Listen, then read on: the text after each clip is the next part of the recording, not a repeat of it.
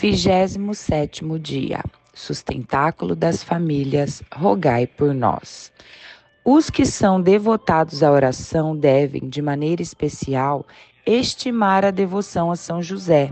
Não conheço ninguém que possa pensar sobre os sofrimentos, as provações e as tribulações que a Rainha dos Anjos suportou enquanto cuidava de Jesus em sua infância, sem ao mesmo tempo agradecer a São José pelos serviços que ele prestou à Divina Criança e à sua Santíssima Mãe, Santa Teresa d'Ávila. Jesus, Maria e José amam as famílias. Preocupa muito a seus três corações o que está acontecendo às famílias atualmente e o fato de que elas estejam desmoronando.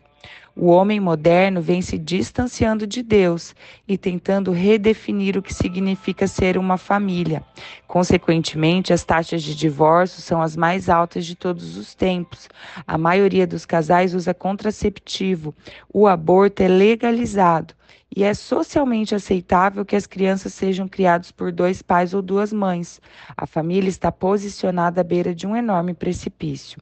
Nos nossos dias, infelizmente, vários programas sustentados por meios muito poderosos parecem apostar na desagregação das famílias.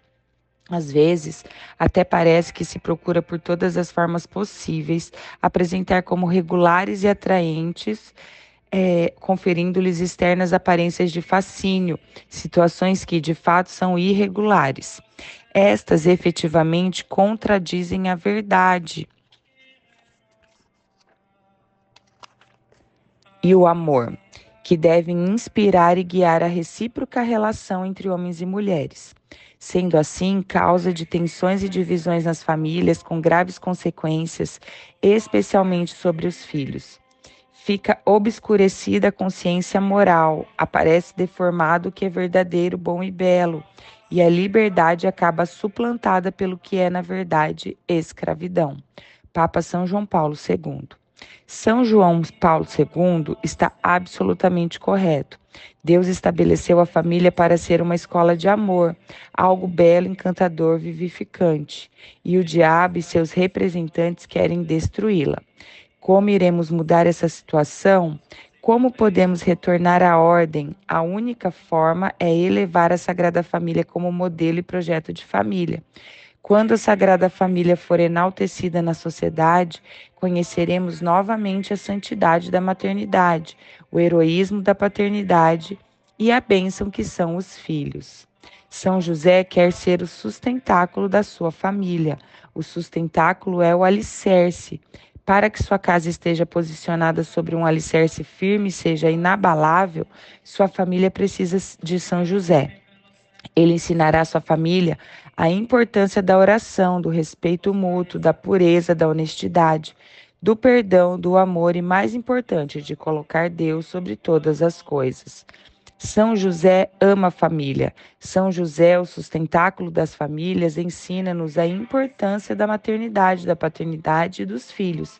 Ele é o santo da infância e dos anos ocultos de Jesus, e ensina ao homem moderno que a única verdadeira definição de família é aquela em que ela consiste em uma mãe, um pai e filhos. A noção de família moderna é uma mentira do diabo. A redefinição do casamento e da família causa a ruptura da sociedade, da cultura, dos princípios e dos verdadeiros valores familiares. Na pessoa de São José, os homens podem aprender o que significa ser um marido e um pai. Eles devem ser abnegados para as mulheres, os filhos e o bem comum. A masculinidade e a paternidade são aperfeiçoados por meio do amor, do sacrifício e da fidelidade àqueles que foram confiados aos seus cuidados. É pelo exercício dessa masculinidade que maridos e pais se tornam sustentáculos de civilização e, de fato, santos.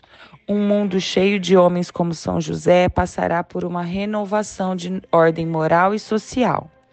Vi Jesus ajudando seus pais de todas as maneiras possíveis e auxiliando a todos, mesmo nas ruas, em qualquer oportunidade que se oferecesse, de modo alegre, ávido e gentil.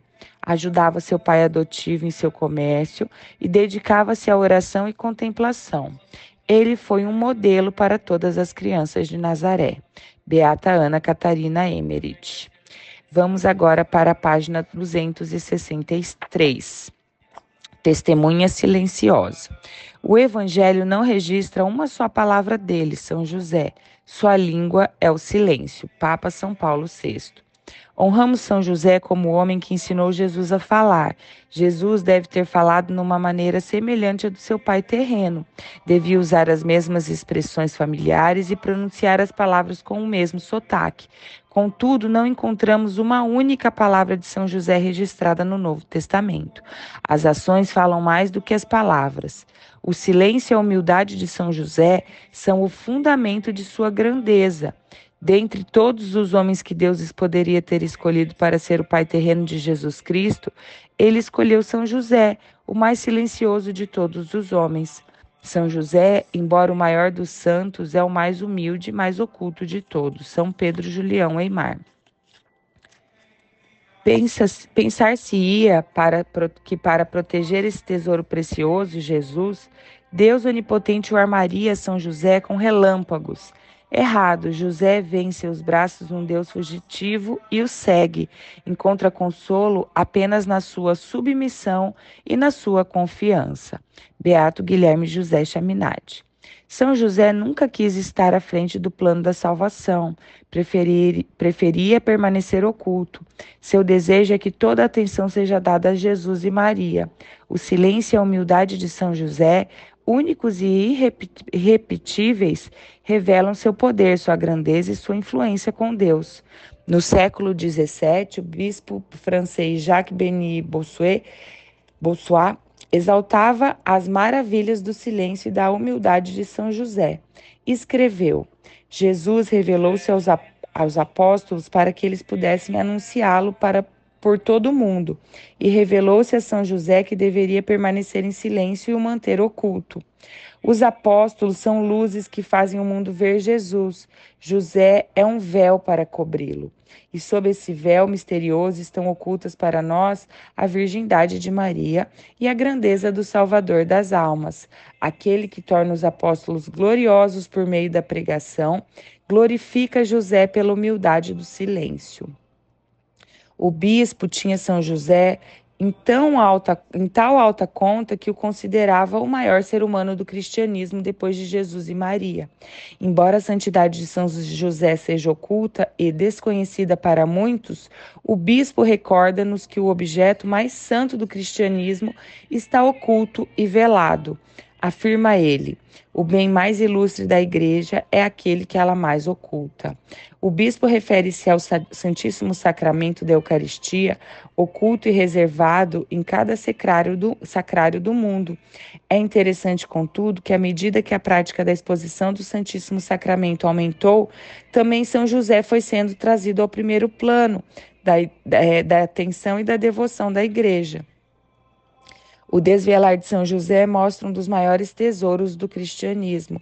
As gerações anteriores ficariam encantadas com os avanços que a Igreja tem feito na compreensão do papel de São José e na devoção a ele nos tempos modernos, porque, embora essas gerações tivessem uma compreensão e uma devoção rudimentares, amavam São José e receberiam de bom grado mais luzes do que as tinham à época. Já houve algumas descobertas sobre a grandeza de São José no passado. No século XIV, muitos santos e estudiosos, por meio da própria devoção e do testemunho pessoal, suscitaram na vida e na teologia da Igreja uma consciência maior das glórias de São José.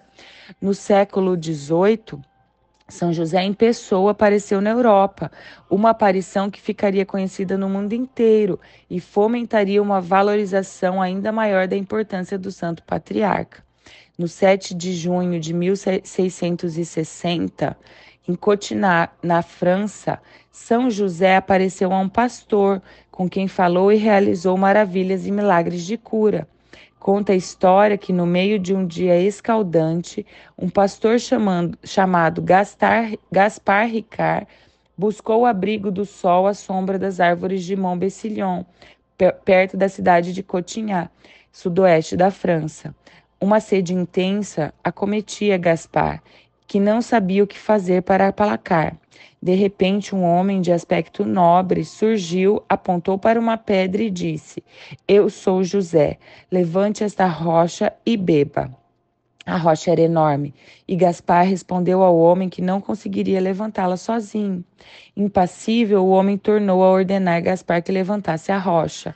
O pastor, relutante, aproximou-se da rocha e, para o seu espanto, conseguiu empurrá-la. Imediatamente, uma fonte de água limpa brotou do local onde estivera a rocha. Gaspar bebeu entusiasmado e depois se levantou para agradecer ao homem, mas este tinha desaparecido. Sem ideia do paradeiro daquele homem, Gaspar correu de volta a seu vilarejo para contar às pessoas o que se tinha passado, já esperando que seria alvo de zombarias e ridicularizações. Contudo, muitos ficaram tão intrigados com a história que resolveram segui-lo e viram a fonte de água limpa. Também notaram que a rocha enorme tinha sido deslocada. Conseguiram até ver onde ela estivera antes. Para facilitar o acesso à água, os homens do vilarejo tentaram empurrar a rocha um pouco mais para trás. Foram necessários 8 adultos para realizar essa tarefa. Foi então que Gaspar se deu conta de que tinha se encontrado com o grande São José. À medida que a notícia do acontecido se espalhava, gente de toda a França começou a chegar ao vilarejo para se ver a fonte e muitos dos milagres aconteceram.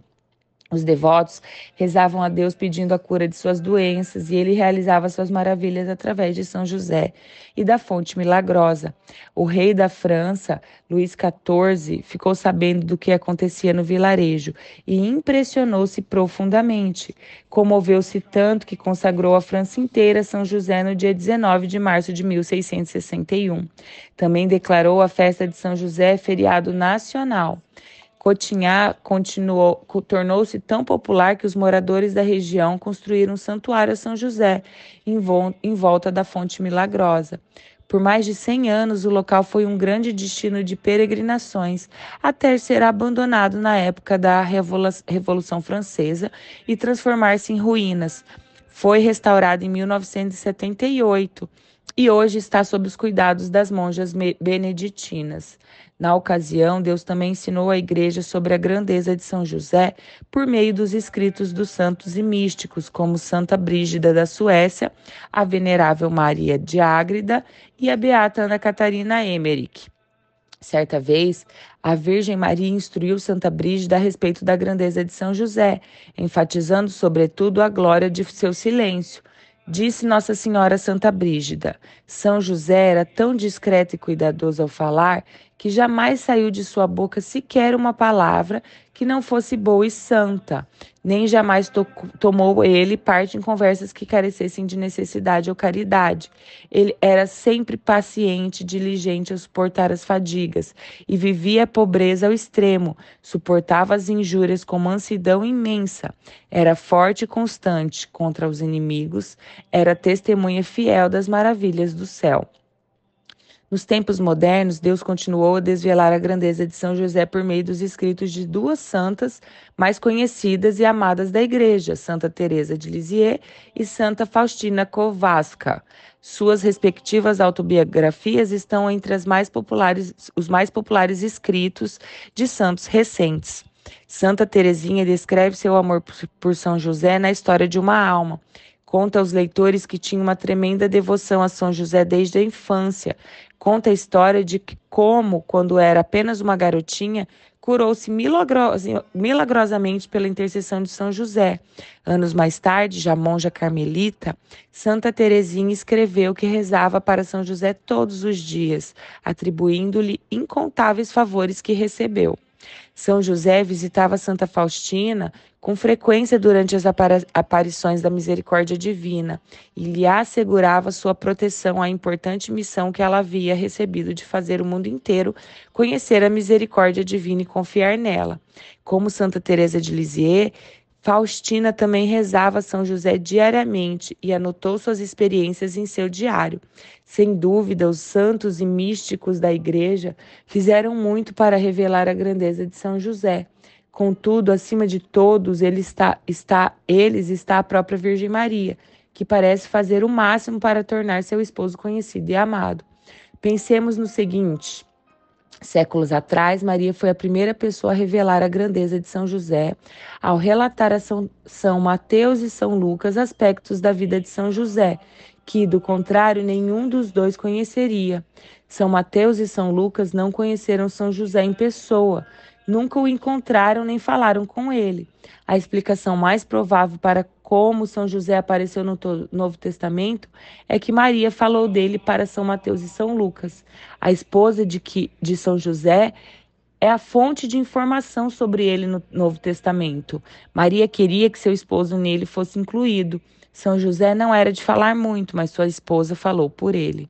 Hoje, Maria faz isso mais uma vez. Por meio de suas diversas aparições, Maria torna seu esposo conhecido ao trazê-lo consigo e ao ensinar a igreja sobre sua importância.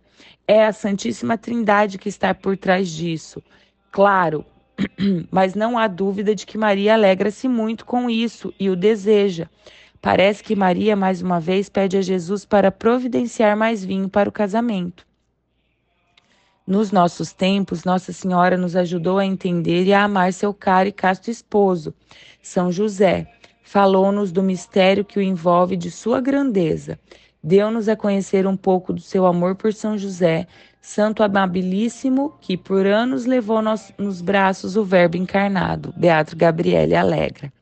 Vamos dar uma olhada numa série de aparições que o Beato Gabriele Alegra menciona, bem como em algumas de que se deram depois da morte dele. Em 21 de agosto de 1879, a Virgem Maria apareceu a 15 pessoas em Knock, na Irlanda. A aparição ficou conhecida popularmente como Nossa Senhora de Knock, mas São José e São João Evangelista também estiveram presentes. Nem Nossa Senhora nem os outros visitantes celestiais deixaram palavras ou mensagens. A aparição se deu em meio a uma chuva torrencial e durou muitas horas. De acordo com o testemunho sob juramento daqueles que presenciaram a aparição, São José vestia branco, estava descalço e tinha as mãos unidas em oração, com a cabeça levemente inclinada na direção de Maria, como que a honrar sua grande dignidade de Mãe de Deus. É uma aparição intrigante e misteriosa, mas totalmente aprovada pela Igreja. Em 1917, a Virgem Maria apareceu em Fátima, Portugal, no dia 13 de outubro de 1917, durante a última das 6 aparições marianas aos 3 jovens videntes. São José também apareceu. Como em Knock, caiu uma chuva intensa no dia da aparição de São José. Foi também no dia 13 de outubro que aconteceu o famoso milagre do Sol. Mais de 70 mil pessoas testemunharam o Sol girar e circular como se fosse colidir com a Terra. São José tinha aparecido uns momentos antes do milagre do sol, com o menino Jesus nos braços juntos. Os dois abençoavam o mundo. Todos os 3 videntes de Fátima testemunharam que São José e o menino Jesus abençoaram o mundo ao mesmo tempo. Não se pode subestimar o significado do fato de Jesus ter aparecido como menino e abençoado o mundo com São José. A mensagem de Fátima tem muita importância, uma importância capital para os nossos tempos. Irmã Lúcia, a mais longeva dos videntes, afirmou que a batalha final entre o bem e o mal se daria em torno do matrimônio e da família. O céu nos ensinou no dia 13 de outubro de 17 que Jesus realiza milagres, concede a paz e abençoa o mundo por meio de São José. Outro significado da presença de São José em Fátima é que um elemento crucial do triunfo do Imaculado Coração de Maria, promessa que Nossa Senhora fez às 3 crianças videntes no dia 13 de julho, é que o mundo receba a bênção de São José. Quando a Igreja reconhecer a bênção da paternidade de São José, Jesus reinará nos corações e o coração imaculado de Maria triunfará. Em 1968, houve uma série de aparições de Jesus, Maria e José em Zeiton, um distrito do Cairo, no Egito. Acredita-se que Zeiton seja um dos locais em que a Sagrada Família esteve durante a sua estada no Egito, séculos antes. Inacreditavelmente, milhares dos moradores de Zeiton, incluindo cristãos, muçulmanos, judeus e membros do governo, testemunharam as aparições da Sagrada Família. Assim como Enoque, não houve palavras nem mensagens. As aparições se deram acima e ao redor de uma igreja copta e foram aprovadas pelas autoridades eclesiásticas coptas do local. Talvez as intuições mais significativas nos últimos tempos a destacar a importância de São José tenham sido as experiências religiosas interiores da irmã Mildred Mary Neusil, também chamada de Irmã Maria Ephraim, nos Estados Unidos, na década de 1950. Essas experiências religiosas interiores ficaram conhecidas como as supostas aparições da Nossa Senhora da América. Embora uma comissão de bispos americanos que investigou o caso tenha decidido que não se podia atribuir origem sobrenatural às visões e a revelações da irmã Maria Ephraim no sentido de ocorrências objetivas, essas experiências, contudo, expressam belamente o cerne da verdade sobre São José, que tem sido cada vez mais apreciadas pela Igreja como um todo. Em 1956 e 1958, o próprio São José teria falado à irmã Maria Ephraim acontecimentos descritos pela Comissão de Bispos como experiências religiosas interiores subjetivas. São José teria falado da própria virgindade, pureza e obediência, do seu amor por sua esposa. Também informou a Maria Ephraim, a irmã Maria Ephraim, que Deus desejava que o mundo tivesse um maior apreço pelos sofrimentos, porque seu coração passou unido aos corações de Jesus e Maria. São José falou ainda da importância da devoção ao seu coração e a sua paternidade espiritual, bem como do desejo de Deus de abençoar toda a paternidade através de si. O reconhecimento das glórias de São José tem tamanha importância que o próprio santo comunicou à religiosa que Deus queria que se lhe honrasse na primeira quarta-feira de cada mês, sobretudo pela recitação dos mistérios gozosos do Rosário e a recepção da Sagrada Comunhão. As supostas mensagens de São José para a irmã Maria Ephraim, nos dias 18 e 19 de março de 1958, têm tamanha importância e magnitude espirituais que merecem ser apresentadas aqui em sua totalidade. A irmã Maria Ephraim escreveu: no dia 11 de março de 1958, Nossa Senhora disse-me: São José virá na véspera de sua festa, prepare-te bem, haverá uma mensagem especial. Meu santo esposo tem um papel importante a desempenhar pela paz do mundo. Em 18 de março de 1958, São José veio como prometido, e essas são as palavras que disse na ocasião: ajoelha-te, minha filha, pois o que ouvirás e escreverás levará inúmeras almas a um novo modo de vida. Por meio de ti, pequenina, a Trindade deseja dar a conhecer as almas o seu desejo de ser adorada, honrada e amada dentro do reino, o reino interior dos corações. Trago às almas a pureza da minha vida e a obediência que a coroou. Toda a paternidade é abençoada em mim, a quem o Pai Eterno escolheu para ser representante na terra, o Pai Virgem do seu Filho Divino. Por mim, o Pai Celeste abençoou toda a paternidade, e por mim ele continua e continuará a fazê-lo até os fins dos tempos. Minha paternidade espiritual estende-se a todos os filhos de Deus, e juntamente com minha virgem esposa, olho por eles com grande amor e solicitude. Os pais devem vir a mim, pequenina, para aprenderem a obedecer à autoridade. A igreja sempre que é a porta-voz de Deus, as leis do país que vivem, conquanto não forem contra Deus e o próximo. Foi perfeita a minha obediência à vontade de Deus, tal como revelada a mim pela lei e pela religião judaicas. Descuidar disso desagrada imensamente a Deus e faz por merecer uma punição severa no mundo que há de vir. Que os pais também imitem a grande pureza da minha vida e o grande respeito que tive por minha esposa imaculada. Que sejam um exemplo para seus filhos, os companheiros, sem jamais fazer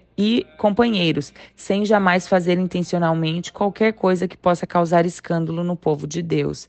A paternidade vem de Deus e deve mais uma vez tomar seu lugar de direito entre os homens. Quando São José parou de falar, vi seu coração puríssimo. parecia jazer numa cruz de cor marrom. Pareceu-me que no alto do coração, em meio às chamas que emanavam dele, havia um lírio branco puro. Então ouvi as seguintes palavras: Vê este coração puro, tão agradável àquele que o criou. São José prosseguiu: A cruz, minha pequenina, sobre a qual repousa meu coração, é a cruz da paixão, que sempre esteve diante de mim, causando-me intenso sofrimento. Desejo que as almas venham ao meu coração para aprender a verdadeira união com a vontade divina. Agora basta, minha filha. Voltarei amanhã, então darei a conhecer como Deus quer que eu seja honrado em união com Jesus e Maria, a fim de obter paz entre os homens e as nações. Boa noite, minha pequenina. No dia seguinte, na noite do dia seguinte, 19 de março de 1958, São José novamente apareceu a mim, como tinha prometido, e dirigiu-me as seguintes palavras: Minha filha, desejo que um dia seja posto à parte para honrar minha paternidade. O privilégio de ter sido escolhido por Deus para ser pai virgem do seu filho foi somente meu, e honra alguma, exceto aquela concedida à minha santa esposa.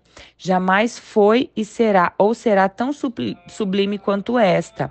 A Santíssima Trindade deseja assim honrar-me, a fim de que toda a paternidade seja abençoada na minha paternidade singular. Querida filha, eu era o rei do pequeno lar de Nazaré, pois abriguei dentro dele o príncipe da paz e a rainha do céu. A mim ambos olhavam em busca de proteção e sustento, e não os frustrei.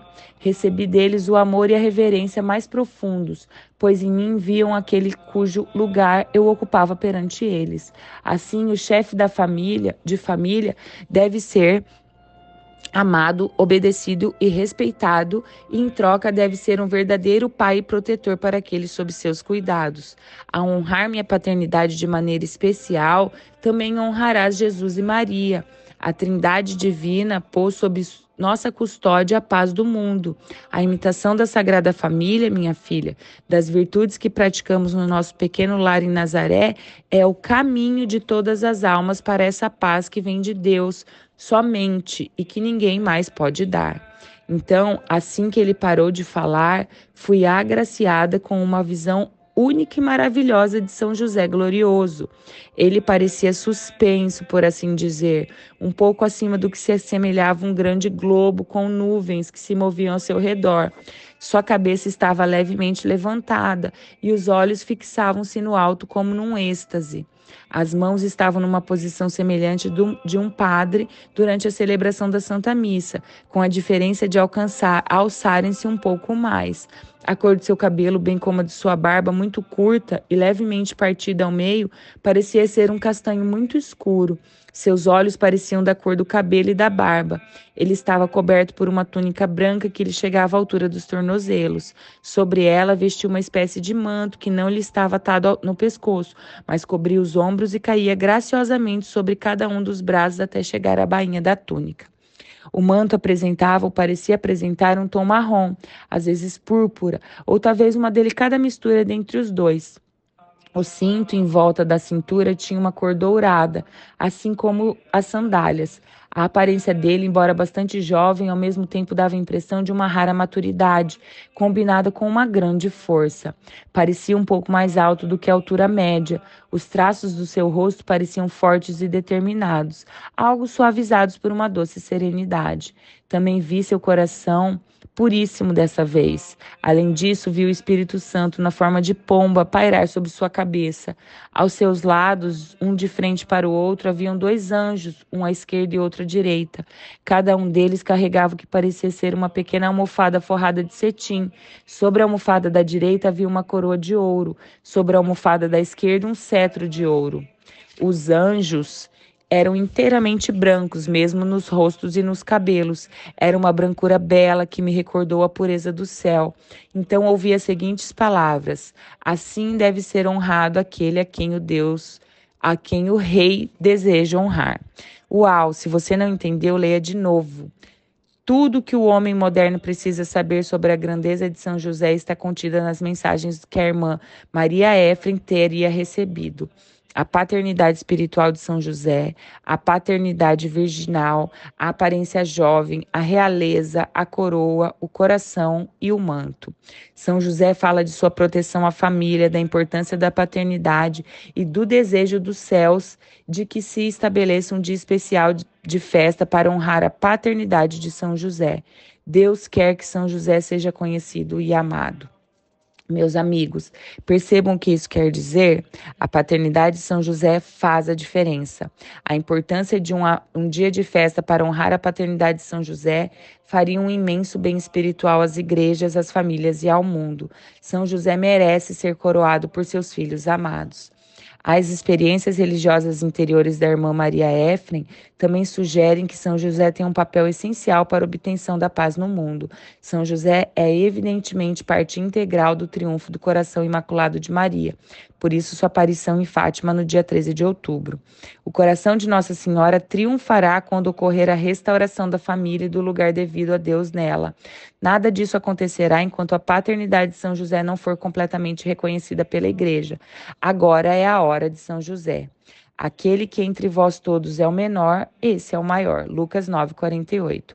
Deixemo-nos contagiar pelo silêncio de São José. Temos tanta necessidade disto num mundo muitas vezes demasiado ruidoso, que não favorece o recolhimento nem a escuta da voz de Deus. Papa Bento XVI. Vamos agora para a ladainha de São José, na página 311. Senhor, tende piedade de nós. Jesus Cristo, tende piedade de nós. Senhor, tende piedade de nós. Jesus Cristo, ouvi-nos. Jesus Cristo, atendei-nos. Deus, Pai dos céus, tende piedade de nós. Deus, Filho Redentor do mundo, tende piedade de nós. Deus, Espírito Santo, tende piedade de nós. Santíssima Trindade, que sois um só Deus, tende piedade de nós. Santa Maria, rogai por nós. São José, rogai por nós. Ilustre Filho de Davi, rogai por nós. Luz dos patriarcas, rogai por nós. Esposo da Mãe de Deus, rogai por nós. Casto guarda da Virgem, rogai por nós. Sustentador do Filho de Deus, rogai por nós. Zeloso defensor de Jesus Cristo, rogai por nós. Chefe da Sagrada Família, rogai por nós. José Justíssimo, rogai por nós. José Castíssimo, rogai por nós. José Prudentíssimo, rogai por nós. José Fortíssimo, rogai por nós. José Obedientíssimo, rogai por nós. José Fidelíssimo, rogai por nós. Espelho de paciência, rogai por nós. Amante da pobreza, rogai por nós. Modelo dos trabalhadores, rogai por nós. Honra da vida de família, rogai por nós. Guarda das virgens, rogai por nós. Sustentáculo das famílias, rogai por nós. Alívio dos miseráveis, rogai por nós. Esperança dos doentes, rogai por nós. Patrono dos moribundos, rogai por nós. Terror dos demônios, rogai por nós. Protetor da Santa Igreja, rogai por nós. Cordeiro de Deus que tirais os pecados do mundo, perdoai-nos, Senhor. Cordeiro de Deus que tirais os pecados do mundo, ouvi-nos, Senhor. Cordeiro de Deus que tirais os pecados do mundo, tende piedade de nós. Ele constituiu o Senhor de sua casa e fê-lo príncipe de todos os seus bens. Oremos, ó Deus, que por inefável providência vos dignastes escolher a São José, por esposo da vossa Mãe Santíssima, concedei-nos, vô-lo pedimos, que mereçamos ter por intercessor no céu aquele que veneramos na terra como protetor. Vós que viveis e reinais por todos os séculos dos séculos. Amém.